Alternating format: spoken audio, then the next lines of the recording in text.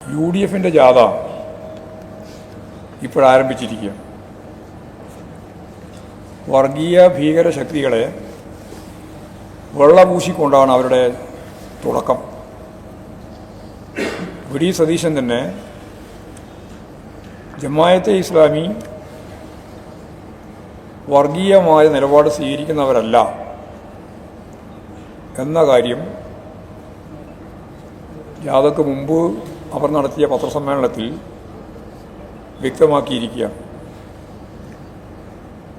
ഞാനതിൻ്റെ മറ്റ് വിശദീകരണത്തിലേക്ക് കടക്കേണ്ട കാര്യമില്ല. RSSനെയും ജമാഅത്തെ ഇസ്ലാമിയെയും ന്യായീകരിക്കാൻ യാതൊരു മടിയുമില്ലാത്ത പ്രതിപക്ഷ നേതാവ് വർഗീയ ശക്തികളുമായി ചേർന്നുകൊണ്ടാണ് വരാൻ പോകുന്ന കേരള രാഷ്ട്രീയം, പ്രത്യേകിച്ച് തദ്ദേശ സ്വയംഭരണ സ്ഥാപനങ്ങളെ തെരഞ്ഞെടുപ്പിന് ശേഷം നടക്കുന്ന അസംബ്ലി തെരഞ്ഞെടുപ്പ് കൈകാര്യം ചെയ്യാൻ പോകുന്നത് എന്ന് വ്യക്തമാക്കപ്പെട്ടിരിക്കുന്നു. തീർച്ചയായും ജമാഅത്തെ ഇസ്ലാമി വർഗീയമായ നിലപാട് സ്വീകരിക്കുന്നവരല്ല എന്ന് പറയുന്ന കേരളത്തിലെ ഏറ്റവും പ്രധാനപ്പെട്ട രാഷ്ട്രീയ പാർട്ടി കോൺഗ്രസ്സാണ്. അതാണ് വളരെ വിചിത്രമായ ഒരു സംഭവം. ഒപ്പം ഇപ്പോഴും ലീഗും ആ നിലപാടിലേക്ക് വന്നിരിക്കുകയാണ്. ലീഗിൻ്റെ ആശയ ധാരണകൾ രൂപപ്പെടുത്തുന്ന ഒരു പ്രധാനപ്പെട്ട വിഭാഗമായി ജമാഅത്തെ ഇസ്ലാമി മാറുകയാണ്. ജമാഅത്തെ ഇസ്ലാമിയുടെ ജനറൽ സെക്രട്ടറി ഷെയ്ഖ് മുഹമ്മദ് കാരക്കുന്ന് ഈ വിഷയം സംബന്ധിച്ച് ഇതിനിടെ അദ്ദേഹത്തിൻ്റെ നിലപാട് വ്യക്തമാക്കിയിട്ടുണ്ട്. ഇസ്ലാമിക റിപ്പബ്ലിക് എന്ന നിലപാടിനെ തള്ളിപ്പറയാനാവില്ല എന്നാണ് അദ്ദേഹം പറഞ്ഞത്. ഇസ്ലാമിക റിപ്പബ്ലിക് എന്നതിനെ തള്ളിപ്പറയാനാവില്ല എന്നായിരുന്നു അദ്ദേഹത്തിൻ്റെ സമീപനം. എന്ന് പറഞ്ഞാൽ ഇസ്ലാമിക രാജ്യം മാത്രമല്ല, ഇസ്ലാമിക ലോകത്തെ പറ്റിയാണ് അവർ പറഞ്ഞുകൊണ്ടിരിക്കുന്നത്. അതുതന്നെയാണ് അവരുടെ ഭാഗമായിട്ട് പ്രവർത്തിക്കുന്ന ഓരോരുത്തരും, ഓരോ പ്രവർത്തകരും ഇപ്പോഴും നല്ലതുപോലെ പ്രചരിപ്പിച്ചുകൊണ്ടിരിക്കുന്നത്.